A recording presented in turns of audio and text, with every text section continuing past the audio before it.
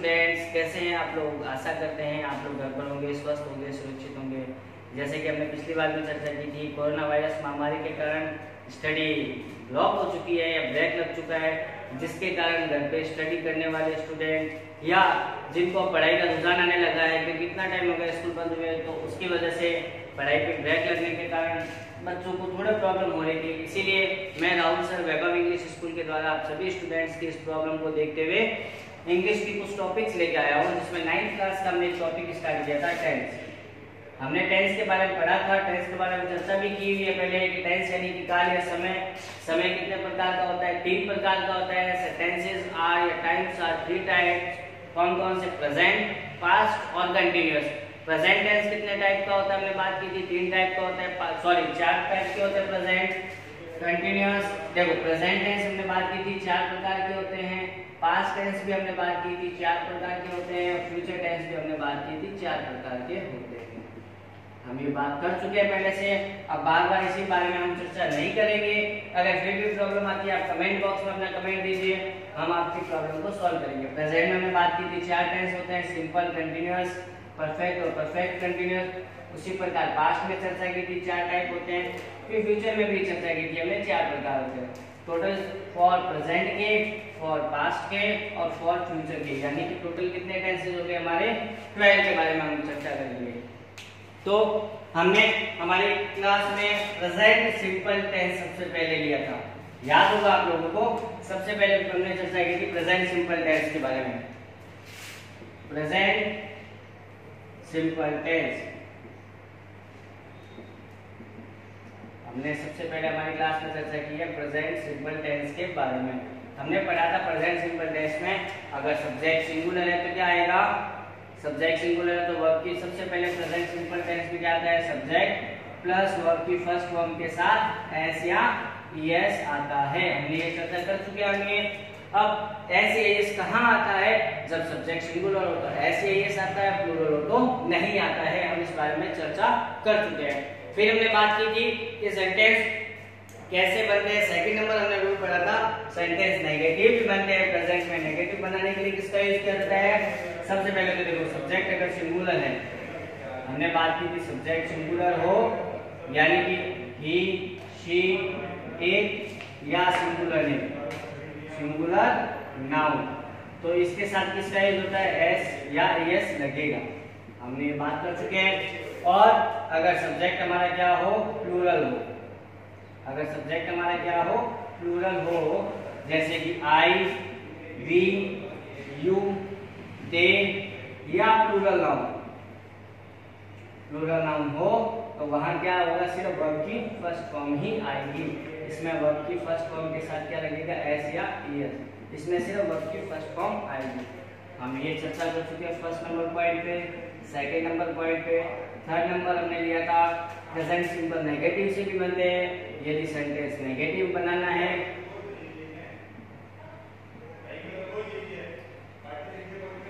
यदि sentence negative हो तो स्ट्रक्चर क्या होती है? सब्जेक्ट प्लस डू नॉट या फिर क्या आता है? डज नॉट आता है, प्लस वर्ब की क्या आती है? फर्स्ट फॉर्म आती है। हम इस बारे में बात कर चुके हैं कि हमने इसके सेंटेंस भी किए थे कि डू नॉट कब आता है? जब सब्जेक्ट हमारा क्या हो? प्लूरल हो। और डज नॉट कब आता है? जब सब्जेक्ट हमारा क्या हो? सिंगुलर हो। हम इस बारे में बात कर चुके हैं स्टूडेंट्स। फिर हमने बात की थी इसमें सेंटेंस कैसे बनते हैं? इंटेरोगेटिव भी बनते हैं, इंटेरोगेटिव भी बनते हैं। इंटेरोगेटिव बनाने के लिए सेंटेंस 2 तरह से बनते हैं। सेंटेंस बनते हैं, इंटेरोगेटिव सेंटेंस भी बनते हैं प्रेजेंट में। और इंटेरोगेटिव सेंटेंस की स्ट्रक्चर क्या होती है? या तो सेंटेंस की शुरुआत किससे होती है? डू या डज से होती है। सेंटेंस की शुरुआत किससे होती है? डू या डज से होती है। या तो सेंटेंस की शुरुआत या किससे होती है? WH वर्ड से।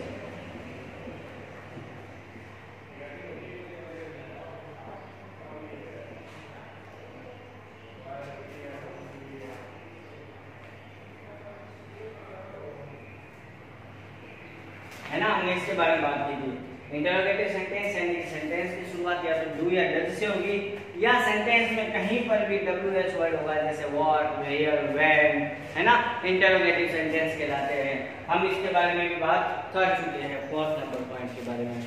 फिर आज हम चलते हैं कि भाई हमने ये बात कर चुके हैं, आज हम चलते हैं कि WH वर्ड में एक चीज ध्यान रखना, रूल नंबर 5 ध्यान रखना।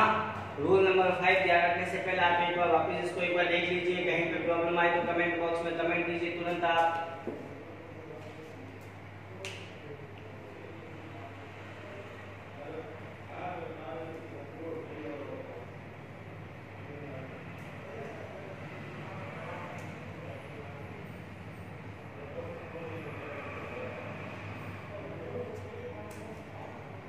एक चीज रूल दिमाग में बैठा लीजिए अपने साथ, हु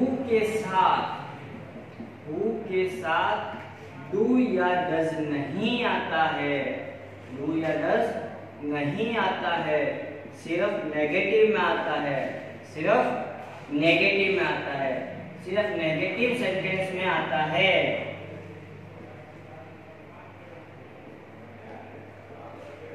यानी कि मैं एक सिंपल सा सेंटेंस कहता हूं आपको, हु का एक एग्जांपल लिख के बताता हूं। जैसे हम कहते हैं who are you, who are you यानी कि तुम कौन हो, हु का मतलब कौन, यू का मतलब तुम, यानी कि तुम कौन हो।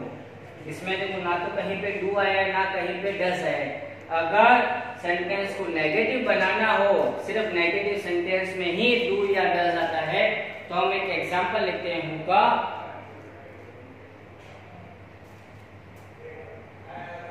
Who does not write a letter? Who does not write a letter? Who does not write a letter? देखो सिंपल सा सेंटेंस बनाया था जिसमें नेगेटिव नहीं था, तो एकदम डू या डज नहीं आता है। हमने बात की who are you, simple sentence लिखा है ना। अगर सेंटेंस नेगेटिव है तो वहां पे डज आएगा या फिर डू आएगा, और हमें यहाँ पता है कि डज आएगा क्योंकि यहाँ पे सिंगुलर है, एक के बारे में बात हो रही है। हु आर यू, यू मतलब तुम, एक के बारे में बात हो रही है। Who does not write a letter, you sorry यहाँ पे प्लूरल है, इसके क्या आ गया, आर आ गया। यहाँ पे डज इसके आए क्योंकि एक के बारे में बात हो रही है, कौन पत्र लिखता है, तो एक व्यक्ति के बारे में बात हो तो डज ही आता है, सभी के बारे में बात नहीं हो रही है यहाँ पे हमारे सेंटेंस में। ओके स्टूडेंट, आप इसको राइट डाउन कीजिए या इसका स्क्रीनशॉट ले लीजिए। फिर हम आगे चलते हैं, हमारे इसके बाद इंटरोगेटिव सेंटेंस के कुछ और एग्जांपल लेते हैं।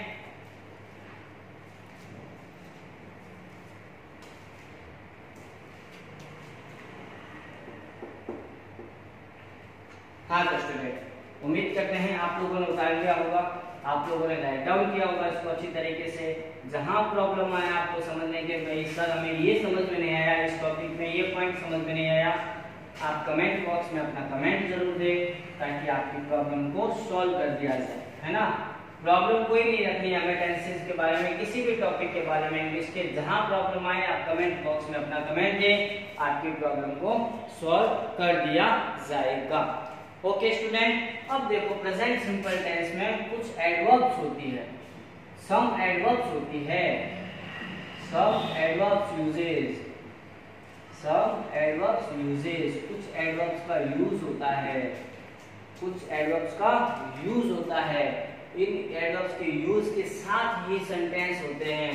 हमने तो अभी तक सिंपल बात की कि अगर वर्ब की फर्स्ट फॉर्म लगानी तो हमने लगा दिया, लेकिन हमें पता कैसे चलेगा यहाँ पे ये एडवर्ब है या नहीं है।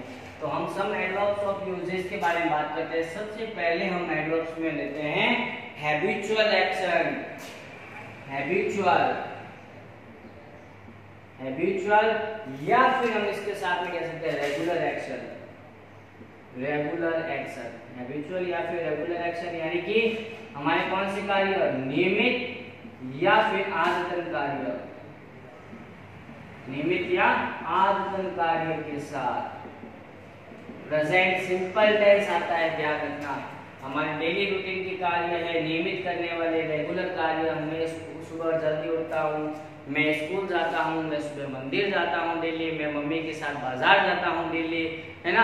जो आपके निश्चित कार्य, नियमित कार्य, डेली रूटीन के कार्य, आदत है आपकी, है ना। आपको आदत है कि स्कूल से घर आते ही आप तुरंत खाना खाते हो, बैग रखते ही, तो आपका वो आदत है, नियमित कार्य, रेगुलर काम करते हो आप। वो सारे के सारे कौन से टेंस में आते हैं, प्रेजेंट सिंपल टेंस में आते हैं।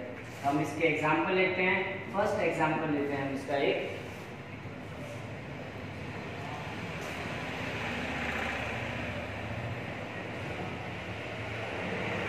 seasons change at their time, seasons change at their time, यानी कि सीजन्स का मतलब होता है ऋतुएं समय के अनुसार परिवर्तित होती है, समय के अनुसार परिवर्तित होती है। एक एग्जाम्पल और लिखते हैं, I goes to school daily, I go to school daily, so I go to school daily, I go to school daily, मतलब season changes at a time, season change होते हैं समय के अनुसार, यानी कि ऋतुएं कितने प्रकार की होती है, वो सारी की सारी किसके अनुसार चेंज होती है, समय के अनुसार, है ना। तो ऋतु का टाइम समय के अनुसार, यानी कि इनका हैबिट है, इनकी आदत है कि भाई समय आया ना, कि समय आते ही ये ऋतु चेंज होकर नेक्स्ट ऋतु आ जाएगी, विंटर आ जाएगा, है ना, ऑटम आ जाएगी, जो भी ऋतु होती है वो सारी की सारी सीजन चेंज होती है टाइम के अनुसार। आई गो टू स्कूल डेली, मैं रोजाना स्कूल जाता हूँ, मतलब आपके डेली का कार्य है, इसके प्रेजेंट सिंपल टेंस का यूज होता है। मैं सिर्फ इतना ही लिख दूं, I dash dash to school daily, और ब्रैकेट में वर्ब लिख दूं, आपको वर्ब का यूज करना है गो का। तो देखो डेली जाते हो, डेली का कार्य है, यानी कि नियमित या आदतन कार्य है, डेली का काम है, तो आप वर्ब की क्या आएगा, सब्जेक्ट के साथ वर्ब की फर्स्ट फॉर्म, तो गो आ गई फर्स्ट फॉर्म। अब देखो ऐसे नहीं आएगा क्योंकि सब्जेक्ट हमारा आई, यानी कि क्या है, प्लूरल है, हम इसके बारे में चर्चा कर चुके हैं। एक एग्जांपल और लिखते हैं हम इसका, the author's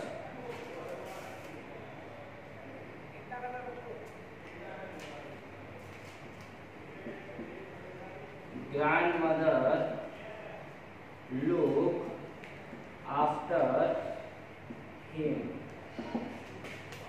the author's grandmother look after him, जो लेखक की माता है जो उसकी क्या करती है, देखभाल करती है, मतलब उसका क्या है, उसकी माता जी का, उसकी ग्रैंड मदर का, यानी उसकी दादी जी का, उनकी दादी का डेली रूटीन का काम क्या है कि वह लेखक की क्या करती है, देखभाल करती है, उसकी रक्षा करती है, उसकी केयर करती है, तो वो उनका हैबिचुअल और रेगुलर एक्शन है। तो वहां पर भी हमारे प्रेजेंट सिंपल टेंस का ही यूज किया है। ऑथर्स लिखा है इसलिए लुक लिखा है, लुक्स नहीं होगा, अगर ऑथर होता तो यहाँ पे लुक्स हो जाता। ऑथर्स है, बहुत सारों की बात हो रही लेखकों की, तो यहाँ पे क्या आ जाएगा, हमारे SAS नहीं आएगा, सॉरी ऑथर्स है ना, लुक्स हो जाएगा, सॉरी।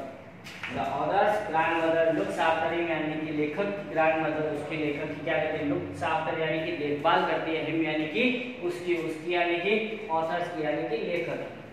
ओके स्टूडेंट, फर्स्ट हमने पढ़ा है हैबिचुअल और रेगुलर एक्शन। आप इसको राइट डाउन कीजिए, स्क्रीनशॉट ले लीजिए इसका।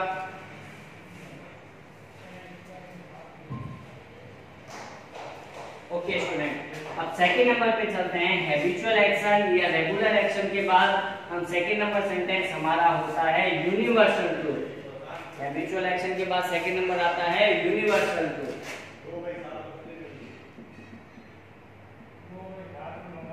यूनिवर्सल ट्रूथ यानी कि सार्वभौमिक सत्य, जिसको आप कभी बदल नहीं सकते, जिसको आप कभी चेंज नहीं कर सकते, वो हमेशा कौन में आते हैं, यूनिवर्सल ट्रूथ में आते हैं। हम इसके कुछ एग्जांपल लेते हैं। The moon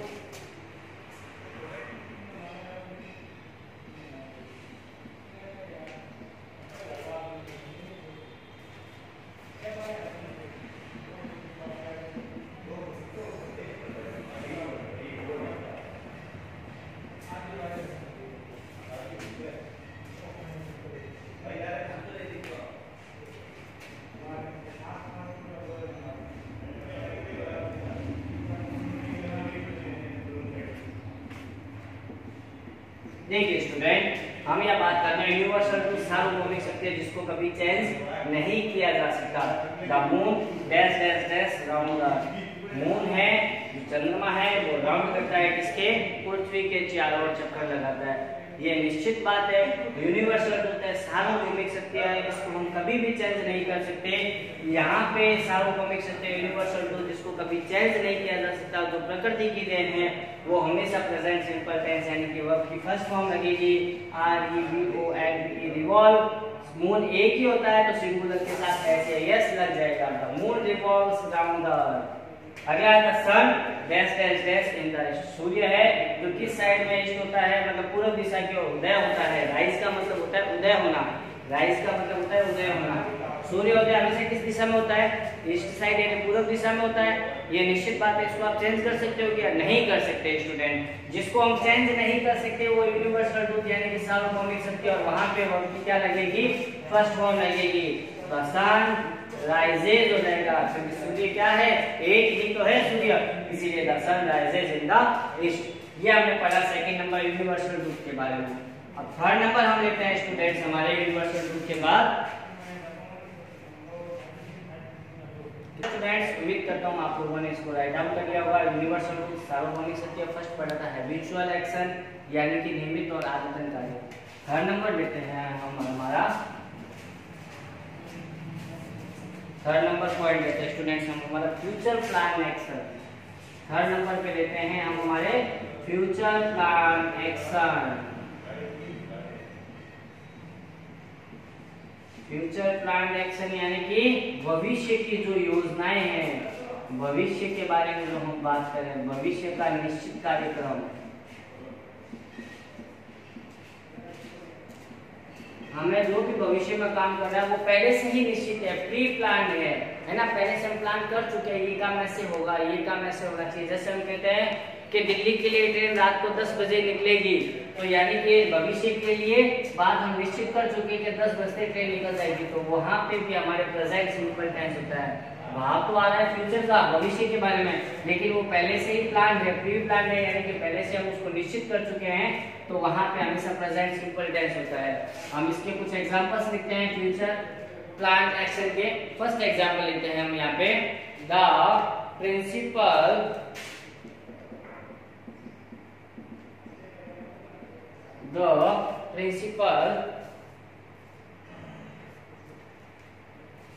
retires next month, यानी कि जो प्रिंसिपल है वो रिटायर हो जाएंगे। कब हो जाएंगे, नेक्स्ट मंथ में रिटायर हो जाएंगे। अगर सिर्फ इतना ही लिखा हुआ था, वर्ब ब्रैकेट में दे रखी है, the principal dash dash dash next month bracket में दे रखा है रिटायर। रिटायर यानी कि अपने पद से हट जाएंगे, यानी कि उनका मतलब कार्य जो जहां तक उनकी अवधि थी जॉब की वो सारी उनकी खत्म हो चुकी है। प्रिंसिपल की, प्रिंसिपल का रिटायरमेंट हो रहा है, यानी कि उनका जो स्थानांतरण यानी कि उनका जो रिटायरमेंट हो चुका है। रिटायरमेंट होना है कब होगा, फ्यूचर में होगा, नेक्स्ट मंथ। लेकिन निश्चित पहले ही हो चुका है प्रिंसिपल का, तो रिटायरमेंट उनका होने वाला है। कब होने वाला है, नेक्स्ट मंथ में। जब फ्यूचर की कोई भी बात पहले से ही निश्चित हो तो वहां पे वर्ब की फर्स्ट फॉर्म का ही यूज होता है, यानी कि रिटायर के साथ वर्ब की फर्स्ट फॉर्म लग जाएगी एस या एस। एस क्यों लगा, क्योंकि प्रिंसिपल एक है, एक प्रिंसिपल के बारे में बात हो रही थी, वर्ब के साथ एस या एस लग जाएगा। एक एग्जांपल हम इसका और लेते हैं जहां पे प्री प्लान हमारा प्रोग्राम होता है। जैसे लिखते हैं, the chief minister is Jodhpur tomorrow. The chief minister